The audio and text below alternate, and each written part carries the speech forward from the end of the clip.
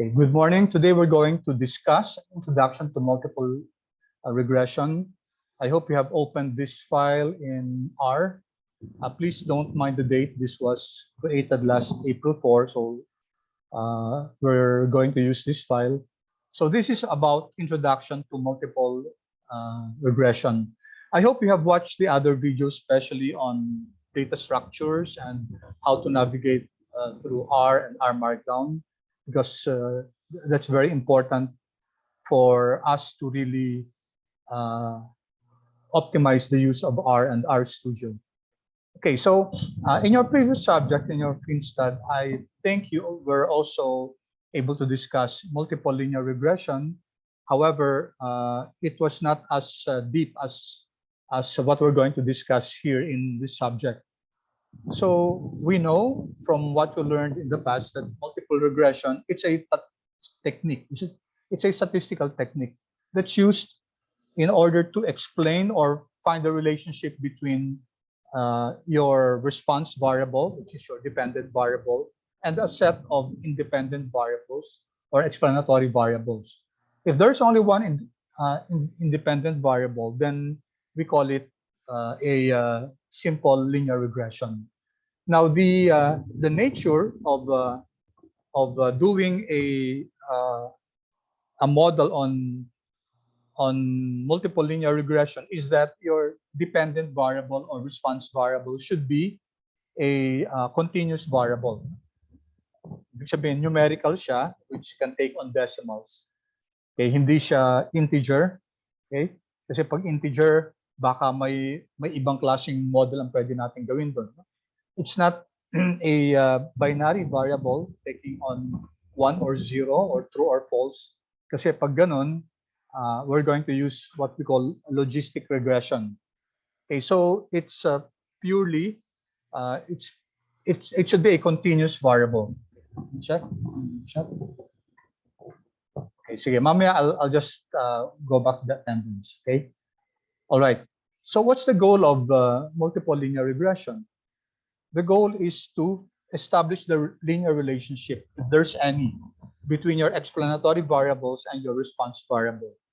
And how do you establish the relationship? Through an equation where we define the dependent variable as a function of your explanatory variables. Okay? And if you recall from your other subjects, the method that's used in generating this model and determining the value of the parameters is called ordinary least squares. Okay, least squares signify the squares of the residuals, the squares of the error terms. Okay, so yung mga error terms, pag in-square natin sila, if we square the error terms, okay, and how do you get the error terms, by the way? You get the error terms by comparing the actual value with the model value or the predicted value. Okay, and then you get the difference between the two. So let me see, maybe I can annotate here. All right, so let me annotate.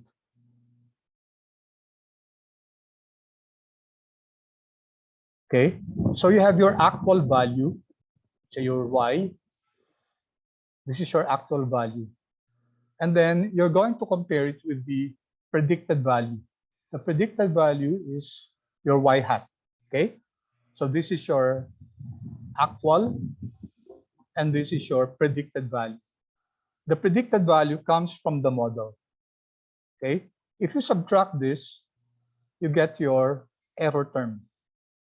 Okay, the difference between the actual and the predicted value is your error term, E sub I. And then how do you find this model? This we said that we use this ordinary least squares method. Why is it called least squares? Because the model is derived by finding the parameters that give us the lowest E squared, which is your error squared. So if we sum up all of this, okay, if we sum up all your error terms, we find the values of the parameters. When I say parameters, the values of the slopes of your predictor variables is at a minimum. Dapat minimum. So this should be minimized. Okay, and there's only one unique regression line. Okay, so I hope that's clear. It's just a review of what you have discussed in your FinStat. Okay, so let me clear all drawings. Okay, so let's continue. Now here I'm using a very powerful package. This is the LaTeX. LaTeX, although it's spelled as, let me write that. Okay, I'm using the mouse. LaTeX. This is a package that is very helpful in writing equations in R or R Markdown. Okay, so it's a LaTeX package, and this is the language. Okay, at the start, it looks like very difficult to make, but as you go along, you'll find that this is quite easy to use. Okay, so this signifies the start, and the $$ here signifies the start, and the $$ here signifies the end. Okay, so I'll not discuss this so much, but I will encourage you to do research or find how to write equations in R Markdown using LaTeX. There are tons of references that you can use in the internet. For example, this one. You see this one, slash and beta, then _1. That represents this one. Okay, that's beta 1. The slash beta represents your Greek letter beta. _1, that represents 1 as underscore. And then also combined with x underscore, then I1. So you have two that are underscored, I1. You can see this one. Right? Okay, so what's important for us is the equation. Okay, clear all drawings. Okay, from what you learned in your other subjects, so this is your y sub I, this is your dependent variable or response variable. And we're trying to model it, find the values of your parameters. The parameters are your beta null, beta 1, beta 2, beta 3, etc., up to beta n. So here we have n predictors. Okay, n predictors. And we're trying to establish, we would want to establish the relationship between your dependent variable y and your explanatory variables x. Okay, where I here represents the number of observations up to n here, n observations.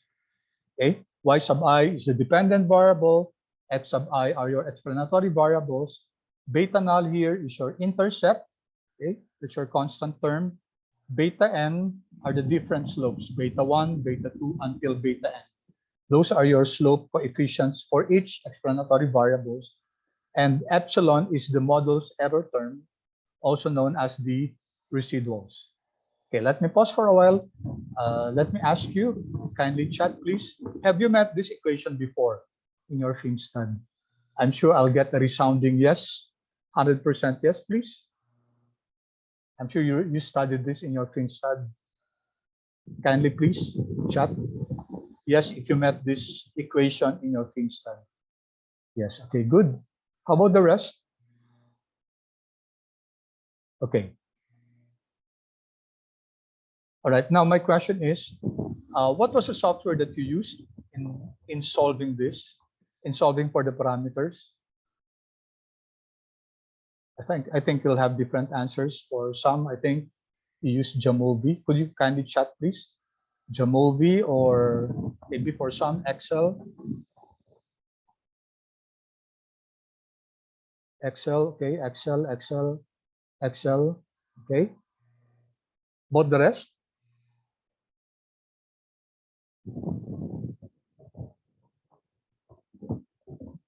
Okay, mostly Excel. Okay, thank you for that feedback. All right. Okay, now when we do multiple linear regression, there are some assumptions that we need to be familiar with. Okay, these assumptions are very important. And we're going to test, after we have generated the model, we're going to test whether these assumptions are followed or they are violated. Okay, first assumption is that linearity of the data. So what do we mean by linearity of the data?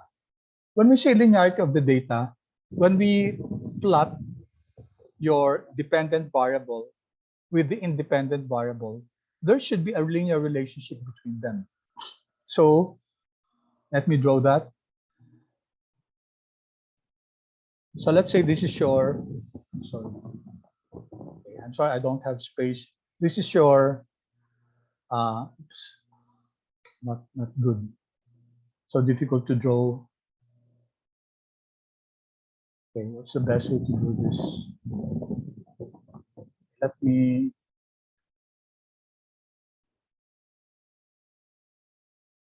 okay, let me just draw here, this space here.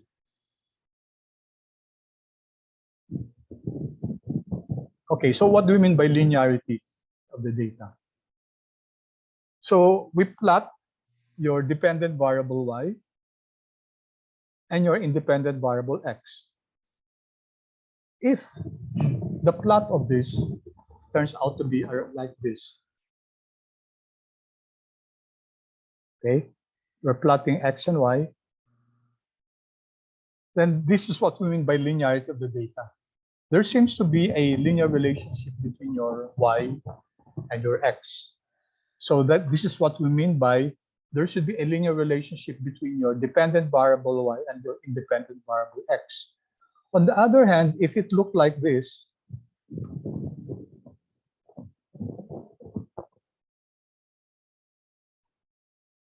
okay, so for example, it looked like this. So we can see that the pattern seems to be, okay, it looks like more a parabola. It looks like more a quadratic relationship between your y and your x. So it doesn't make sense to model this, the y and the x, using linear regression. Okay, that's why we call it multiple linear regression, because the relationship between your y and your x has to be linear. If the relationship was of this nature, then it's okay. If the relationship, on the other hand, was of this nature, then perhaps a quadratic regression will be the best alternative rather than the linear regression. Okay, that's what we mean by linearity of the data.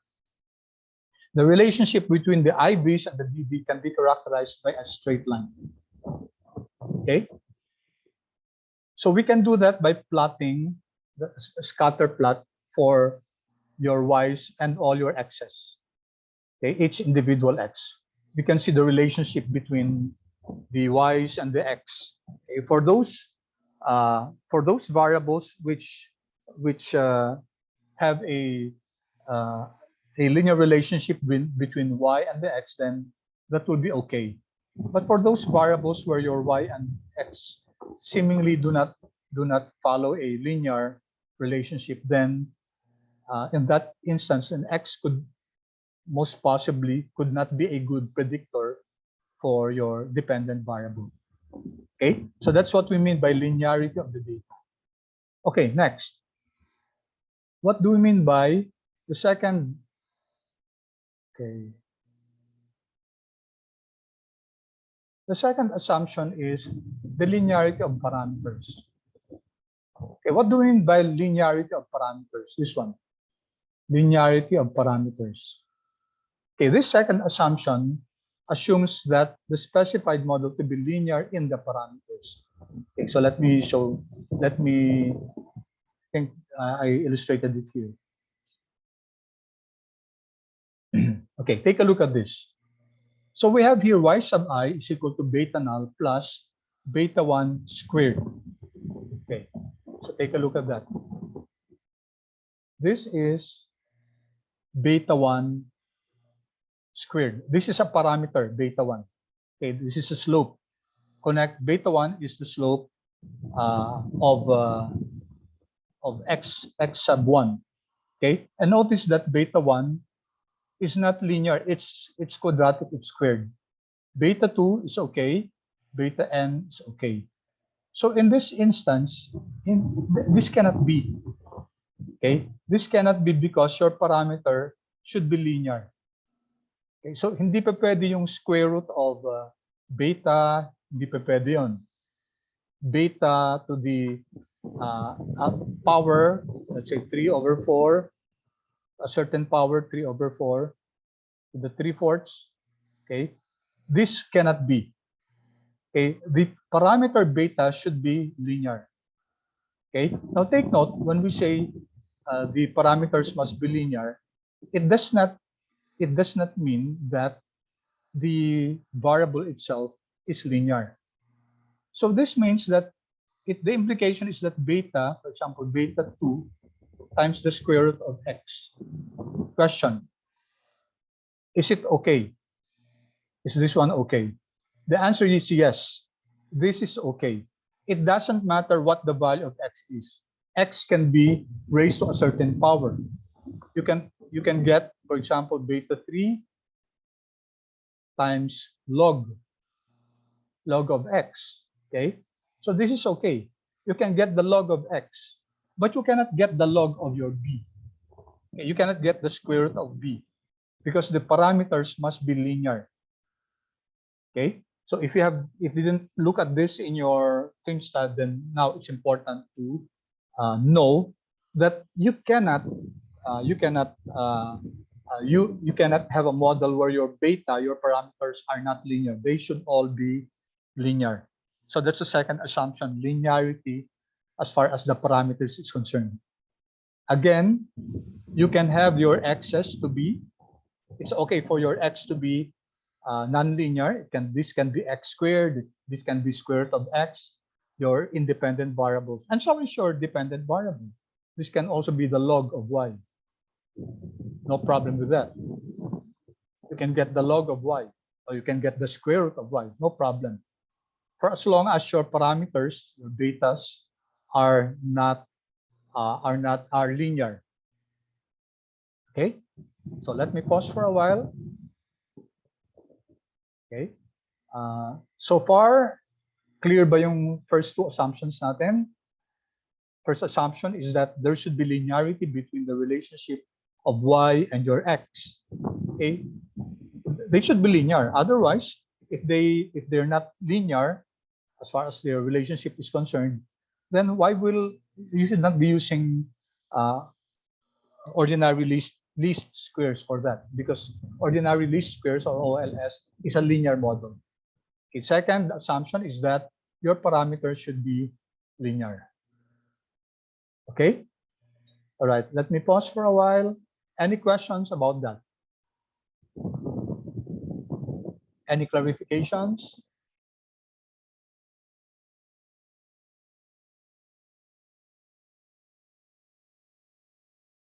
Okay, so let me put the question another way. So far, are we clear? Class, I hope 100% will respond. So far, are we clear with the first two assumptions? Okay, good, thank you. Waiting for the others, yes. Thank you so much. Okay, konti pa lang that you respond. I hope the others will respond also. That's very good, very good.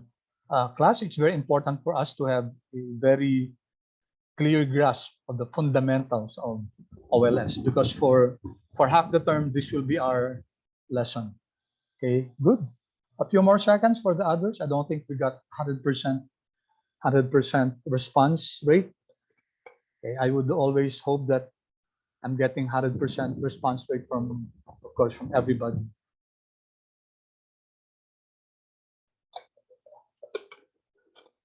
Okay, thank you. Thank you all. All right, so let's continue with the assumptions of our classical linear regression model. So as I mentioned a while ago, this is okay. Okay, y sub I is equal to beta null plus beta 1 x squared. Okay, or square root of x or log x, no problem with that. Okay, so if the parameters are not linear, then that's the issue there. Okay, third assumption, homogeneity of residuals. Okay, as I mentioned a while ago, what are residuals? Residuals are comparisons between your actual value and your model value. Your model value is the value that you get when you predict your y, your dependent variable, using the parameters. So for example, you have this model, so you were able to compute for your beta null, beta 1, beta 2, up to beta n, and then you replace. For each observation, you'll have an x1 up to xn. If you replace uh, your x1 with the actual values of x multiplied by its corresponding slopes plus the intercept, then you'll get your predicted value of y. And then you compare your predicted value of y with your actual value. So the result is that the difference between the actual value and the predicted value is called your residuals. Now, it's very important to analyze the residuals. Just because you were able to generate your model, does that mean that you're already done? Now, may I ask you guys, yes or no, please? Did you, in your previous subject, did you do residual analysis? Did you check for the homogeneity of residuals? Kindly chat, please, yes or no? Did you look at the issue of heteroskedasticity and homoskedasticity? Kindly chat yes. Yes, if you did the check for the homogeneity of the residuals, or no, if not. I hope everybody responds. Did you check? I'd like to know, class, if you did this in your previous subject or your other subjects. Waiting for your response.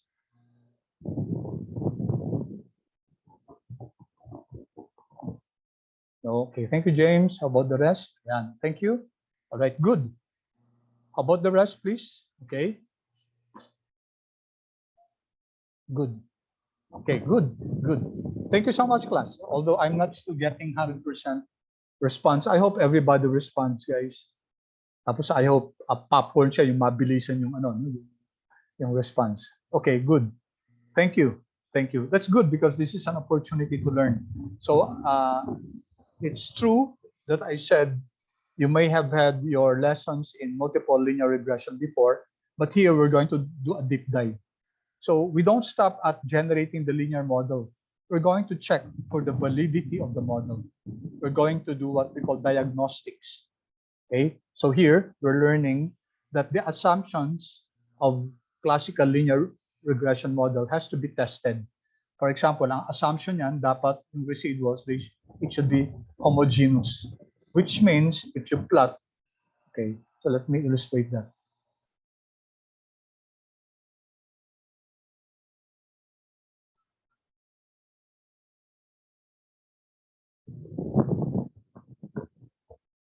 Okay, if we plot, several ways to do this. If we plot the residuals with the predicted value, okay, the y hat here means the predicted value. If we plot that, the residuals, then the pattern should be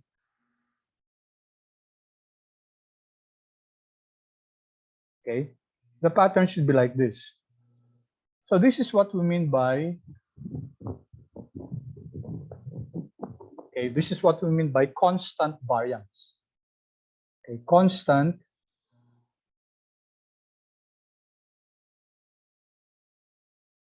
sorry for the word constant variance. Okay, how your residuals are spread out. Okay, this is okay. If the model is like this, then we were able to the model is able to what's the proper word for that? To follow or to it's not obey. to comply, okay, with the assumptions of homogeneity of residual variance. Okay, and this is what we call homoskedasticity. Okay, skedastic means spread out, homo means the same or equally spread out. Now, the opposite is heteroskedastic. So how does a heteroskedastic distribution look like? So if the errors are, let's say the errors are behaving this way. So if you notice, the errors are going this way. So there seems to be an increase of your variance across your y hat. No? So the variance goes this way. Tumataas. There's what we call a fanning out. Parang fan siya, either increasing or decreasing. Then that's what we call heteroskedastic. And we don't want that. Okay? We don't want that. It means that your model is not able to capture the behavior of your dependent variable. Okay? So we want our model, the residuals, to be homogeneous, homoskedastic vis-a-vis heteroskedastic. Okay, so that's the third assumption, yung homogeneity of residuals. Fourth assumption, the explanatory variables are not collinear. So we call this multi-collinearity. What do we mean by this? Okay, what we mean by that is we don't want the, let's say, okay, let's plot again. Here you have an explanatory variable x1 and another explanatory variable x2. Tapos, the relationship between x1 and x2 is that they are highly correlated. If you plot x1 and x2, then we can see here a very strong linear relationship. Okay, we don't want that. Okay, we want x1 and x2 to be not correlated as much as possible. There is no correlation between your x1 and x2. Why? What will happen if your x1 and x2 are highly correlated? Okay, which is a condition which we call multi-collinearity. When that happens, then there will be some difficulty in trying to determine which of the variance of your dependent variable is being explained by x1 or x2. Since they are so highly correlated, then they will be quote-unquote competing in explaining your dependent variable. And then it will be difficult to determine what's the contribution, what's the explanatory power of your x1 vis-a-vis your x2, since they are highly correlated. See here, multi-collinearity exists when two or more explanatory variables are highly correlated. Okay, this is a problem as it can be hard to disentangle which of them best explains any shared variance with the outcome variable. Okay, it also suggests that the two variables may represent the same underlying factor. So if x1 and x2 are highly correlated, then why should you use both of them in the model? Just choose one. Okay, just choose one, because we would want the model to be what we call parsimonious. So what's parsimony? Did you discuss this in your FINTSAR? Maybe not. No? We want a model to be parsimonious. What do you mean by parsimonious? If we can explain a variable using just five predictors as compared to 100 predictors, okay, so which would be if for example they're able to using five variables, you're able to explain the variability of your dependent variable in the same manner as you're using 100 variables.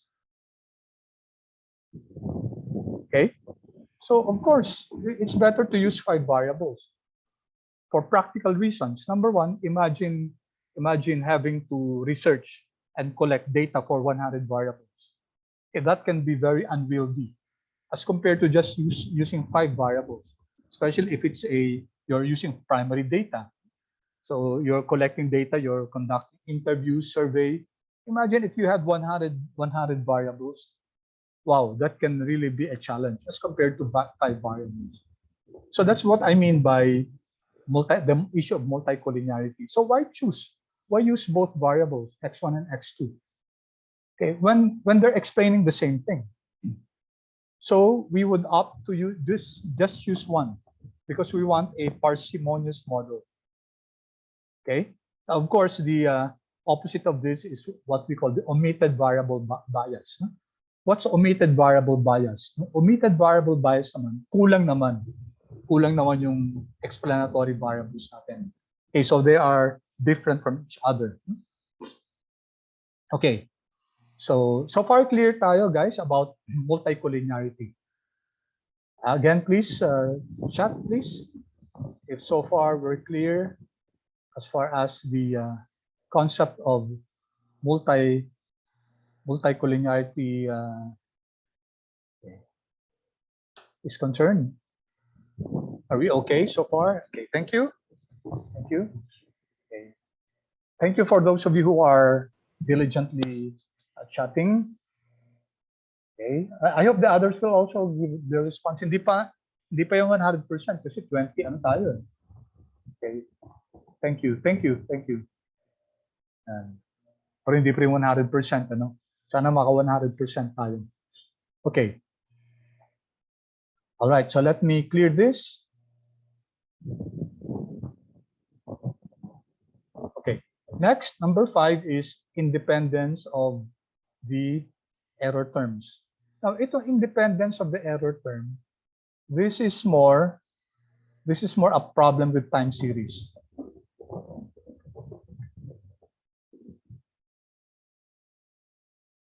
As compared to a cross-sectional data. So yung independence of the error term, it's more a problem of time series. Why? Why? Because when you plot your residuals, okay, let me not use the plot. Pag time series class, sige, ano ko na nga lang. So this is 1, this is 2, this is 3, this is 4. So these are your residuals, okay, E, and then this is your time 1, time 2, time 3, time 4. So if you plot this, example, and what do you mean by independence of your residual error terms? That the residual at time 1 is not related to the residual at time 2. Okay, so you can see that this is practically a problem with time series. Kasi yung time series, you cannot interchange. You cannot randomize the data. You cannot start with data 101, and then data 50, and then data 40. You cannot do that. Talagang may intrinsic na arrangement yung data natin, 1, 2, 3, 4, 5, 6. Unlike pag cross-sectional data, it doesn't matter kung ano mauna. Kahit na i-randomize natin yan. So if we change the order of the data in a cross-sectional series, then iba na yung residuals, iba na yung arrangement na residuals. Right? On the other hand, for a time series, hindi pa pwede.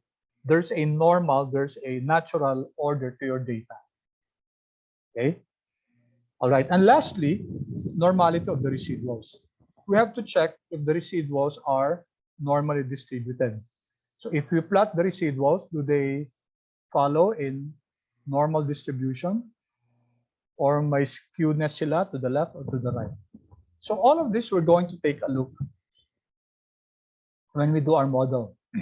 So which means we will not just stop at coming up with the model, okay, but we will do some diagnostics as far as the model is concerned. Okay, so there are some references here. Okay, let's see what, let's copy this and try to see what.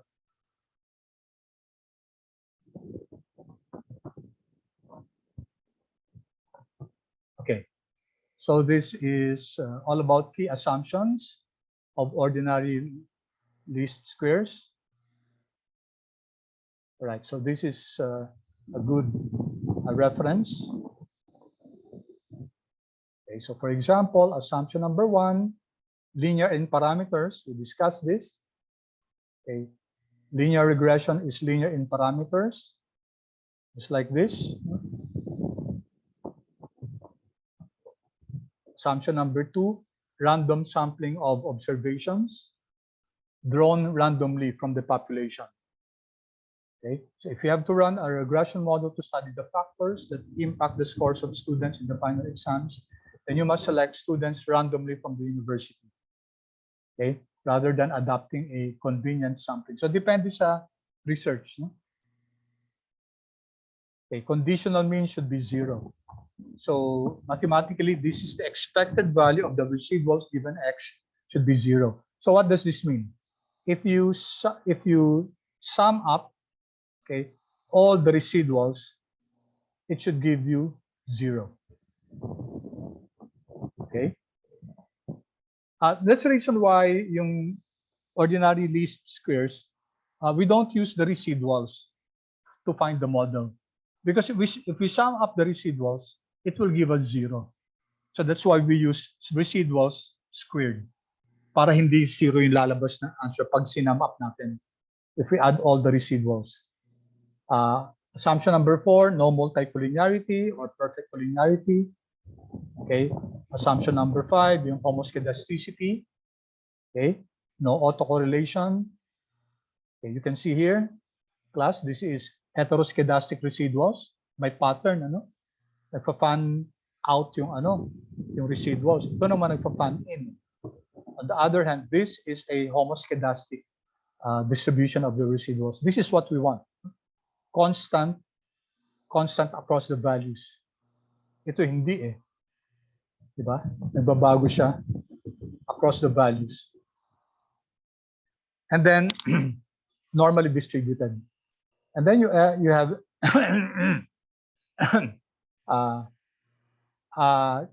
guys, you have to read this, no?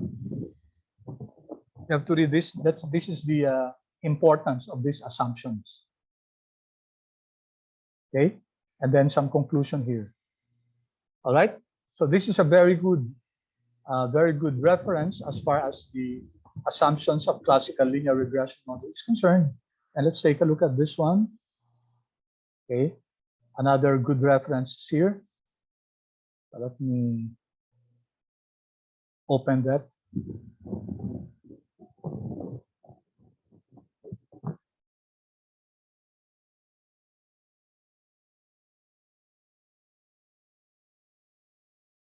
All right, so we have here a simple linear regression. Ito naman yung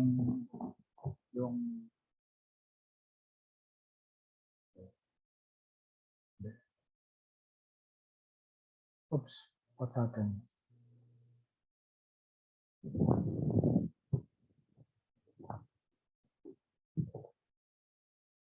Okay, here, no?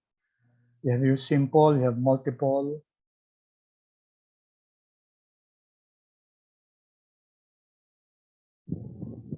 Okay, this one is okay. No? This one is okay. Okay, you can also use products, pwede rin to. No? Interactions, this is called interactions. So take note, class, no? Linear regression models can include functions of the predictors. So pwedeng transformations, no? Ito, log transformation.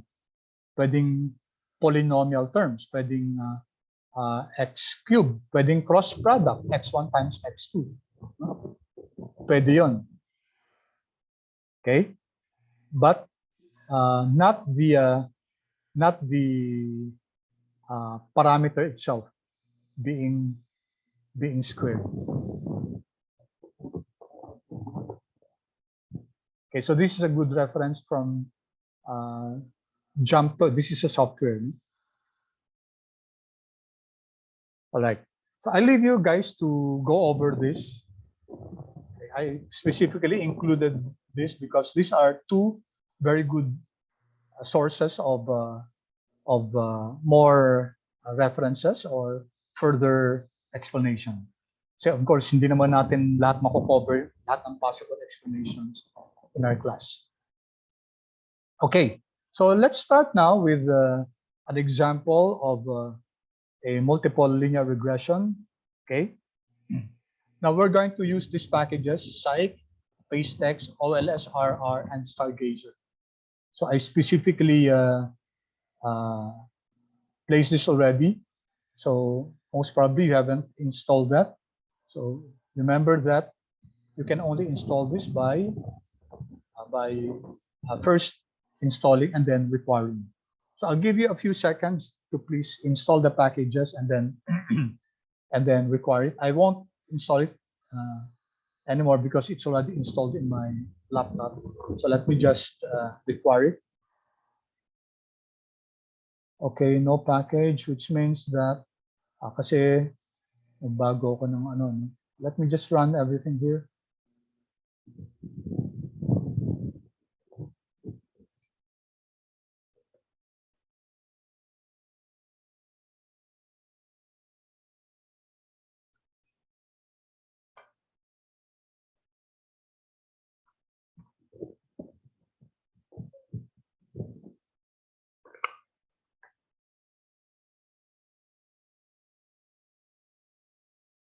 Yeah, yes.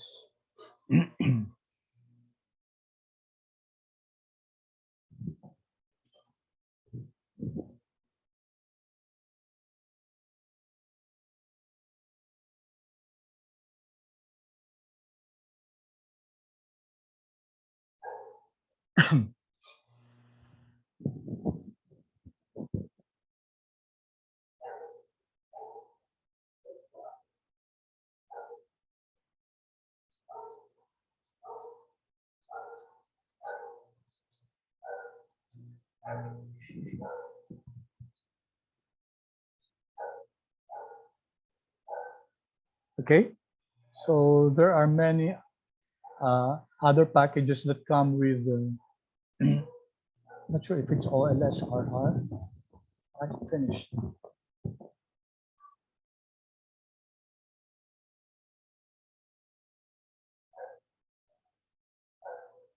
Okay, I think it's done. And then I'll require the packages.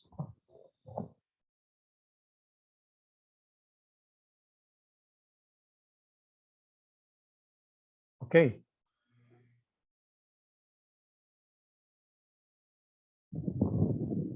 Okay, if you're done with the package, kindly chat, please, so that I may continue.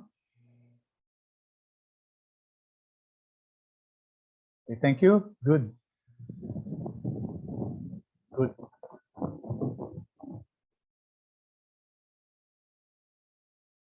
Okay, the rest, I think 50% pa lang yung no?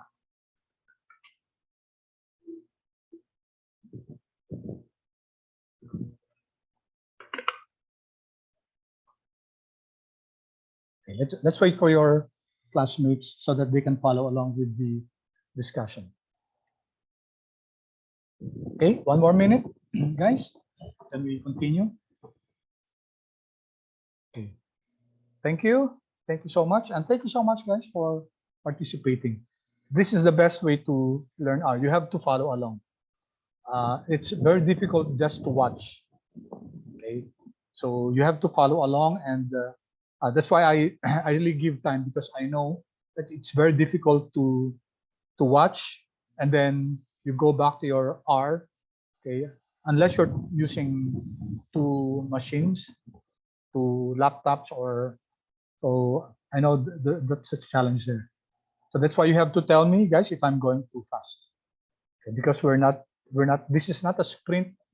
This is more of a marathon, because this is for the whole term. Okay. All right. So it's a good practice always to at least know what are these packages. So for example, let's take a look at the Psych package. So we can, as the help function, we can use double question mark, Psych, I just typed it in the console.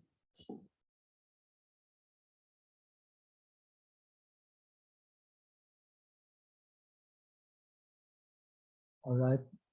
Here, okay, maraming psych, ano? So why don't I just use the packages? Packages, and then let me go to psych, letter P. Here, psych. If I click this, psych, there you go. Procedures for psychological, psychometric, and personality research. Because, guys, psychology is one of the fields, one of the social science fields that really makes use of research and makes use of statistical tools for their researches. So gamit na gamit talaga yung regression sa kanila, etc. So this came from, I don't know who were the authors. Okay, maybe let's take a look at this description file.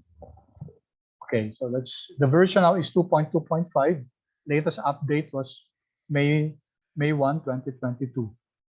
So it's a general purpose toolbox for personality, psychometric theory, and experimental psychology. Functions are primarily for multivariate analysis, scale construction such as factor analysis, PCA, cluster analysis, reliability analysis. So many statistical tools that come along with this. So you notice, class, that many packages are built for a particular purpose. So this one was created. The maintainer is William Revel. Okay, author William Revel. Okay, he was the one who created this. Okay, built. Okay, so when was this originated? I don't know when this was originated. This is already the updated version. Okay, but there are many there are many functionalities in the psych package that we can use. For example, okay, here the help function. These are the different functions that we can use. There. No? So for psychologists doing some research that they need to do, like principal component analysis, this is really very helpful. For us, it's more of the descriptive statistics that we're going to use here. Okay, so let's take a look at another one. For example, Stargazer. What's Stargazer used for? So here, Stargazer. Okay, description. The Stargazer command produces the LaTeX code, HTML code. This is the one that I was mentioning a while ago. No, LaTeX, HTML, and ASCII2 for well-formatted tables. Okay, so the Stargazer is used for formatting tables that hold regression analysis results. Okay, so we can use this so that the table output that we have, that we can generate, is a good type, no? Okay, Stargazer supports a large number of model objects from a variety of packages. Okay, so we can have more information about it. And what's good about this is that sometimes there are samples that you can use. For example, this one is a sample. Okay, you can actually copy this and then copy it in your R Markdown, and then it will yield results. You can see the result. Okay, but I will not do that now, but I would encourage you to do that. So one thing good with R is that the packages come with examples, and then you can, which are reproducible. You can follow along the examples and use it in and see the results. Okay, so we're going to make use of our data set, the wage data set. So how do we, this is the first time we're going to do this, how do we now import data to R or R Markdown? There are several ways to do this. Of course, everything comes using a code, okay? But we can make use of, okay, increase the size of this. Okay. Under the environment window pane, you can see here import dataset. Okay, so let me illustrate to you how to use this. Import dataset. Okay, so what dataset are you going to use? What I shared with you was a CSV file. So it's a text file. Okay, so we can use this from text, either using the base R or the read R. Both are okay.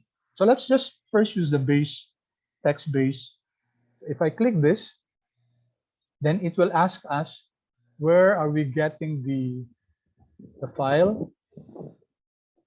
Okay, so please link to the location where you saved your file.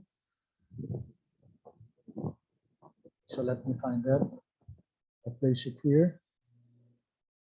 Okay, so it's here, the wage file. So I'm going to open it. Okay.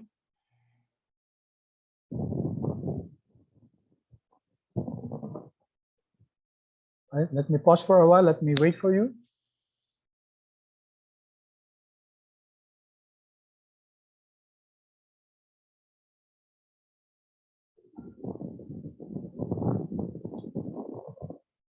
All right. So here, name. Okay, the default is the name of the file. You can change this. You can change this into any name that you want, provided there should only one word, which means that no space. If you're using two words, you have to attach them either by an underscore or put them as one. Okay. So is there a heading? Yes, there's a heading. These are the names of our variables: education, experience, tenure, etc. Okay. And then NA as strings, we'll discuss this. Strings as factors. Let's not do that now. We'll discuss that as we go on. And then, so import.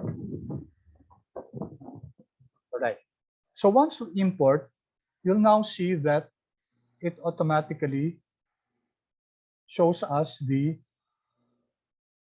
data, the file, in a spreadsheet format here. Okay. And the code here is this one. Okay. So how was this generated? This was the code. Okay. So I can copy this, Control C, so that next time I will not have to use this import data set. Okay, so let me put that here. Control D. Right? So take a look at the code. So the name of the object that we're giving it is wage. So you can see wage here, right? And then the function is that read.csv only. Okay, read.csv, and then you'll have to copy the file location. Okay, you'll have to copy the file location. Okay, let me illustrate that. How we can manually do this. Control C, Control V. So if you don't want to copy the, if you don't want to go through the process of importing dataset, you can just write read.csv, and then let's look for the location of the file. So mine I placed in, let me see, where did I put it? I placed it here. Okay. It's a long location. I should have placed it outside. Okay.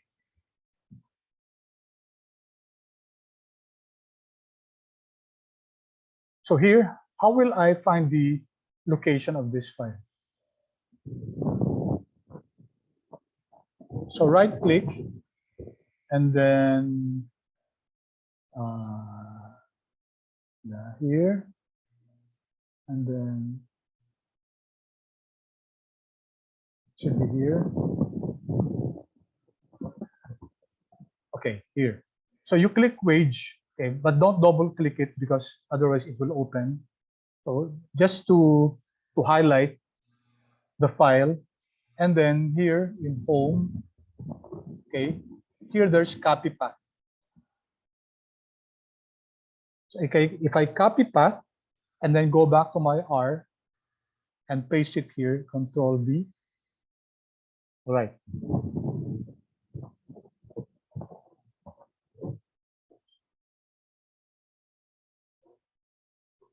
So what do we now find? You can now see that Microsoft gives us the file path. However, okay, it's backward slash. Okay, but R does not want a backward slash. R wants a forward slash. So what we can do is highlight this, and then let me press Control F, or for Mac that might be Command F.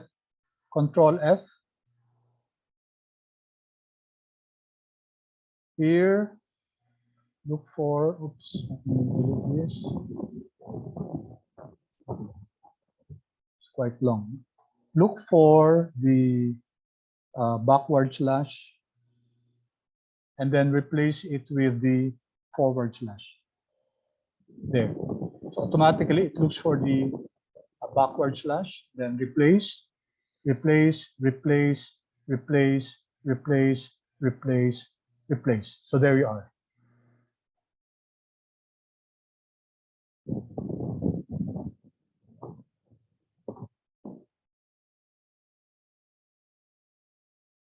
Okay. So it's now the code to download the wage and load it to R. And we know that it was loaded because here in the environment window, we have data here, wage. It tells us 526 observations of 8 variables. And how come it generated this? So what was the code for that? The code for that was this one, view wage. So let me copy that, Control C, and then Control V. Okay, so let me delete this.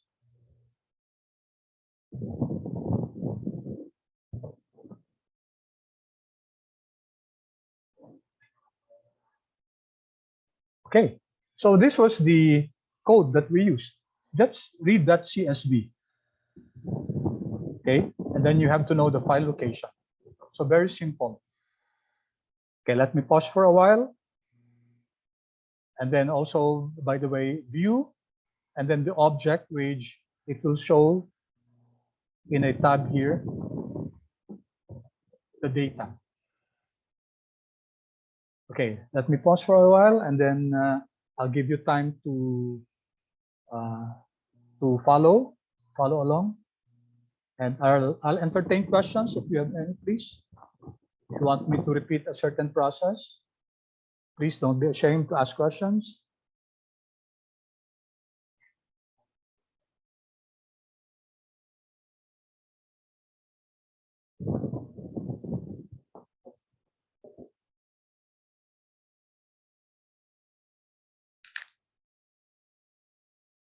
If it's an Excel file, it will be different. It's not a read.csv. Okay. Again, please, may I request for your feedback? So far, were you able to follow? Okay. Thank you, Sid. Okay. Clear ba, guys? So far, were you able to follow the code so far? Good. Good. Thank you. Again, class, I would really appreciate your feedback. We're not doing a sprint here. I will always tell you that, but we would want our pace to be clear to you so that you're able to follow. Thank you.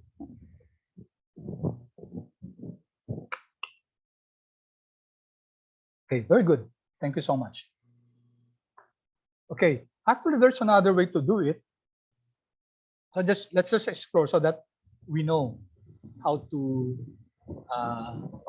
make use of this. So we used a while ago from base, but this is also from text. So let's see if this is okay. So from text, okay. So import text data. So again, browse. Let's browse and then let's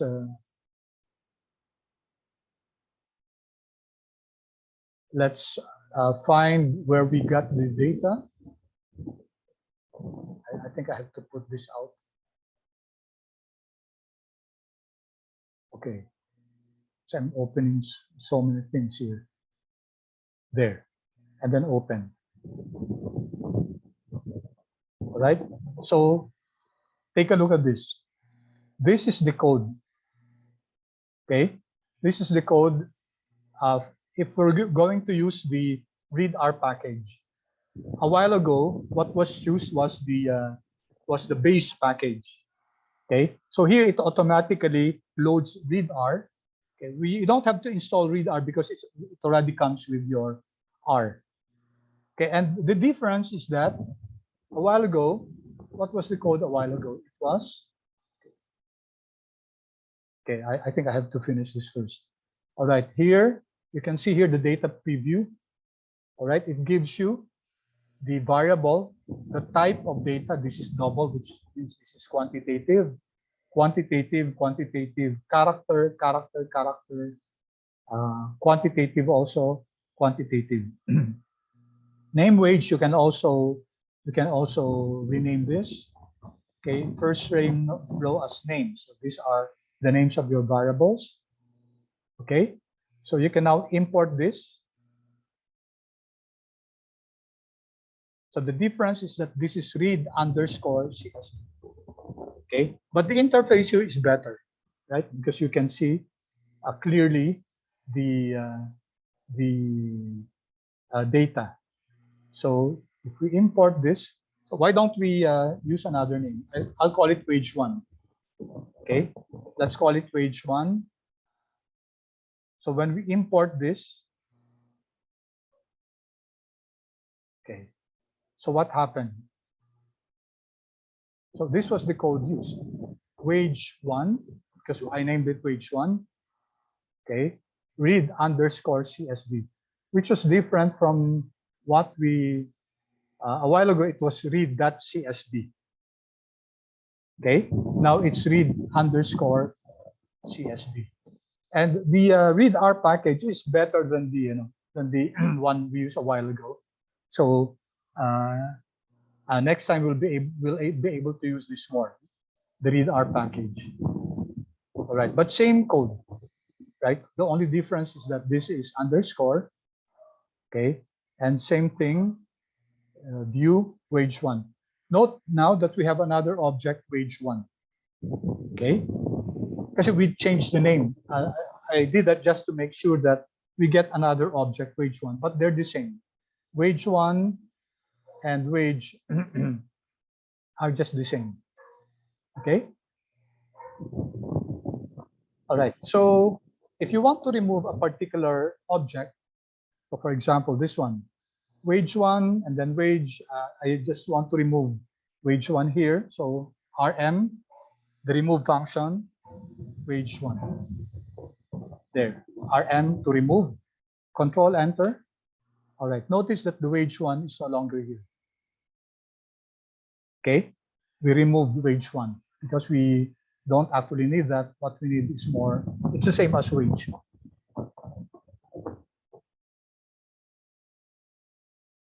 Okay.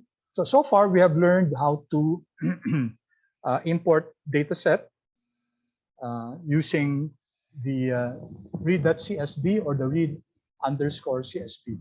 Okay. If we're downloading Excel file as PSS, SAS, or Stata, then we can make use of this. Okay. So next time we'll have the Excel file, then we'll see, and then the code that comes with it. Okay, so next time you don't have to use this import dataset. You can just use either read underscore CSV or read CSV. Okay, so let's take a look at our data now. We're using the wage data. So there are different ways to examine your data. Okay, let's start with the basic ones. Okay, we can use the structure function. Okay, let's see. str question mark str. There. So the str function comes from the utils package. This also comes already. You don't have to install this. Compactly display the structure of an arbitrary R object. Okay, so it gives us the internal structure of an R object. So it's a diagnostic function and also an alternative to summary. So we can make use of str structure or summary to learn more about the data, which we're going to use in a while. So you have here your syntax. Okay, so this is the complete syntax, but many of these we're not really going to use.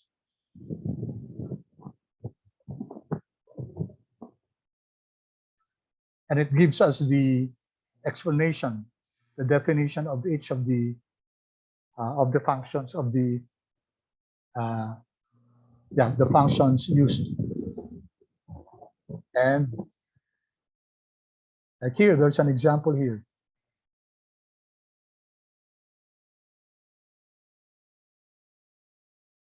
Okay, so I'll leave you guys to try to test.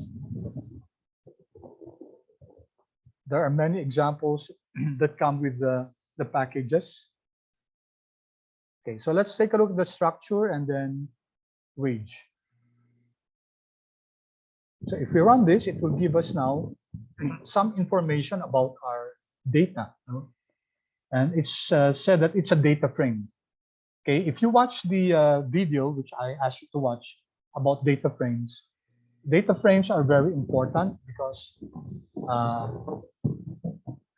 it gives us a type of data structure where you have your columns or your variables and your rows are the individual values. Okay, tapos if you watch it, class, I hope you watched it.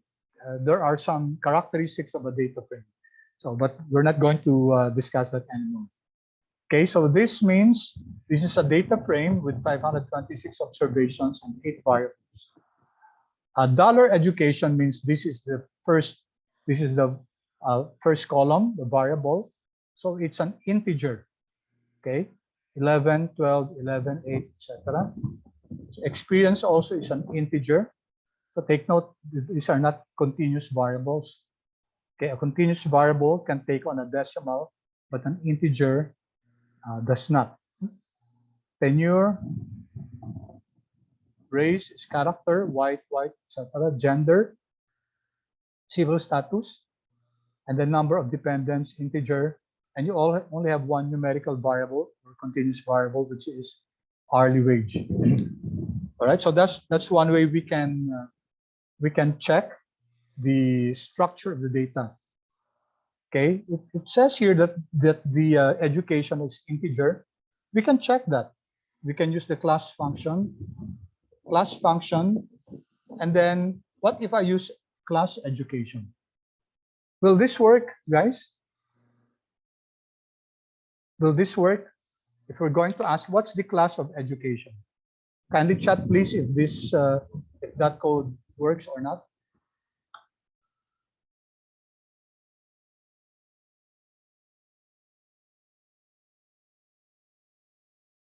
Did that work, guys?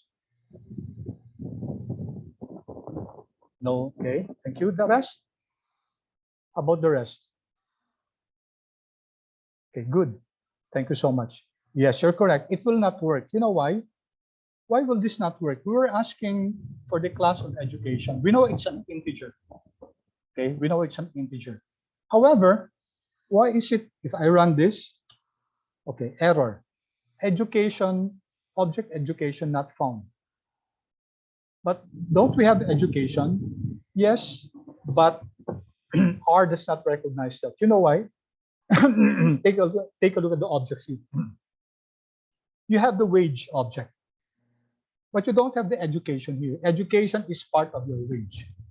Okay, so you will have to define where education is coming from. So that's coming from wage, and then indicate under wage you have the variable education. So wage $sign education. So if you run this, there, it will now recognize that. Okay, it did not recognize education a while ago. It's not listed here in our data, but it recognizes the wage data. Okay, and then under wage you have dollar. Okay, integer. Okay, same thing for, let's say, class. Let's take a look at wage and then hourly wage. So if I type HR, notice that it will name what are the other variables in wage that starts with HR.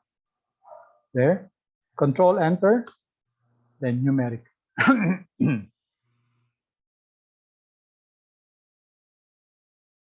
Okay, pause again for me, pause again, and please chat if okay, guys. Is the class function okay? And do we know when to use it or how to use it? Okay, thank you. Okay, very good. Now, is it possible to get the class of education without having to input wage there? Because I don't want to keep on using wage. All right, so that's possible. Okay, let's just insert here. Okay, what's a shortcut class for inserting a code chunk? Because it's time consuming to write this. Recall, what's a shortcut? Instead of just getting the backtick and then brackets and then R and then backticks again, that's quite long, right? Do you recall what's a shortcut to write this? Yeah, thank you. Control Alt I. For Mac, I think it's Command Alt I. Please correct me if I'm wrong. For Mac users, is it Command Alt I? Command Option I. Thank you, Rain. All right. Okay, so if you want to make use, if you want to automatically use yung variables na wage, then we can do this. You attach. We can make use of attach. The function attach will indicate that the variables that you're using come from the wage data. Okay, so if we attach it, Control Enter. All right, now we can use class, and then we don't have to use wage anymore. Okay, and then see education. There, Control Enter. Then it gives us already the class. So that means that all the variables that you'll be referring to refer to wage. Now this is good if you're only using one data set. But if you're using several data sets, okay, it might be a better idea not to attach it. Okay, but it depends on the situation. Sometimes for you're only going to use one data set, then that's okay. It's already understood that comes from wage. So if we want to detach, we can detach wage again.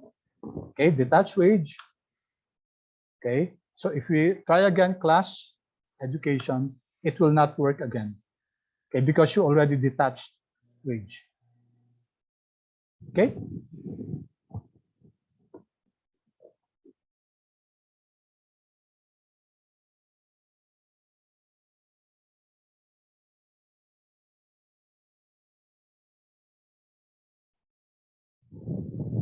Okay.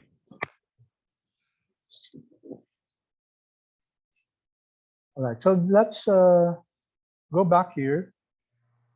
Right. Aside from structure, we can also use the summary function.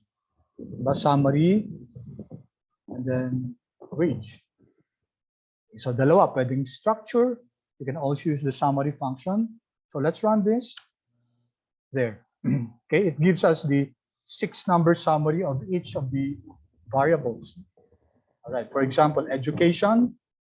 And you notice for the integer or the numerical variables, it gives us the minimum value, the first quartile, second quartile, third quartile, maximum value, and the average. Okay, it gives us the 6-number summaries. But for the character, it just gives us the count. Kasi wala naman tayong hahanapin na ano, no? So length, 526.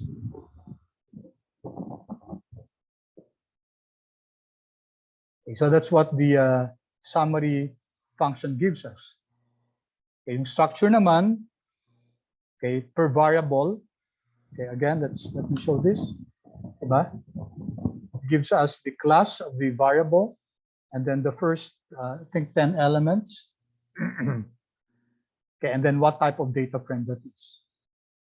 All right, so that we can see here the type of data that we're using.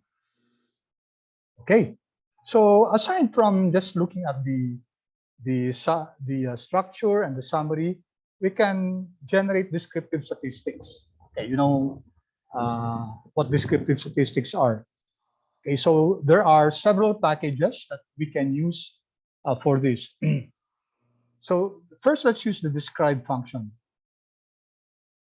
Okay, if I type describe, okay, notice it comes from the psych package, right?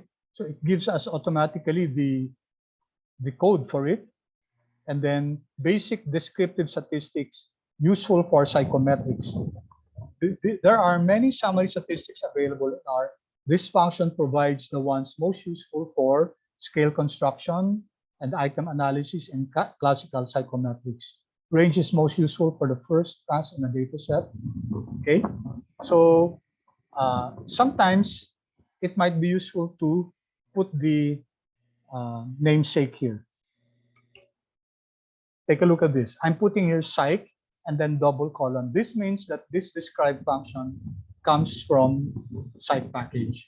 This is useful especially if there are other packages that make use also of this function. So, for example, there's another package. Tapos it also makes use of the describe function. And both packages are required. Nag-library kayo nun, no? So there might be a conflict. So in order to avoid that conflict, you define where is this function coming from.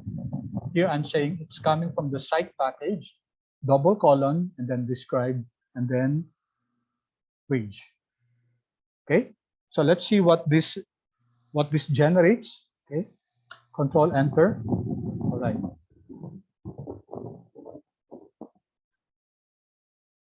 So we can see here. Okay, so these are the variables. So 8 variables all in all. The count 526. Okay, which means that complete siya, no? Walang mga missing values. And then we get the mean of the education, the standard deviation. Okay, and notice that the gender and the status they're in asterisk. Okay, which means that they are character variables. So walang meaning tong mga itong mga summary statistics na to, no? For this also race, no? These three. Standard deviation, median, trimmed median, mean absolute deviation, minimum, maximum, see, skewness, kurtosis, standard error. So a lot of statistical data, descriptive statistics generated here. Okay. So it's important, class, for you to review yung mga descriptive statistics na to. We will not go into that. I will assume that you know what skewness stands for, what kurtosis stands for, what standard error stands for, and it's very important in this subject. So please do some review of your descriptive statistics. All right, so that's how we generate descriptive statistics very fast. We can make use of there's this stat.desk. Okay, here stat.desk. Stat.descriptive. This comes from the paste text package. Okay, descriptive statistics on a data frame or time series. Compute a table giving various descriptive statistics about the series in a data frame or in a single multiple time series. Okay, so let's make use of this. And then just for your reference, so that you know where this is coming from, let's use the namesake. Okay, so this is coming from the paste text package. It's good to do this at the onset so that you become more aware that this is coming from the site package, this is coming from the face text package. Okay, so stat.disk. I run this. All right. So quite similar to the described package. The only difference is that here the measures are in your rows. Okay. How many values? Ilan yung null? Okay. How many NAs? How many yung minimum, maximum range, sum, median, etc. And these are your variables. Okay, so the difference is that, okay, you notice here race, gender, and civil status do not have statistical measures because they're categorical variables. Okay, 2 pages. You can navigate through the pages. Page 1. All right, so that's what the paste text package give us. All right, I think I have 1 or 2 more minutes. So let me just okay. So we can use also the Stargazer. So Stargazer, this is the one I showed you a while ago. Stargazer, you can see here that this can also medyo complex yung ano niya, pero simple lang gagawin natin. Okay, wage, and then we will put here type is equal to text. Okay, and then digits is equal to 2. Let's just put it to 2 digits. All right, let's see what this gives us. Stargazer, the Stargazer function from the Stargazer package. Okay, let's see. Let's run this. Okay, here in tabular form already.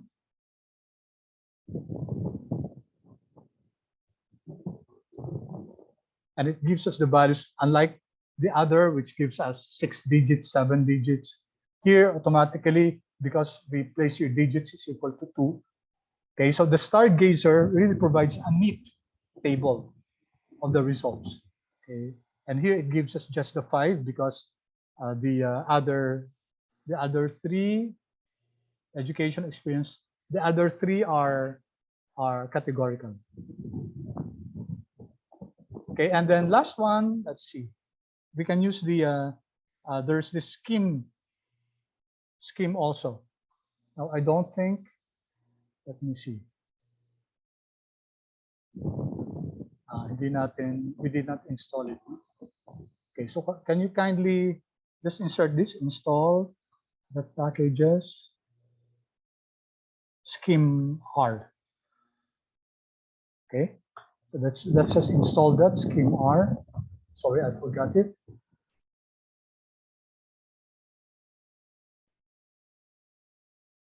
Okay, done. And then library scheme R.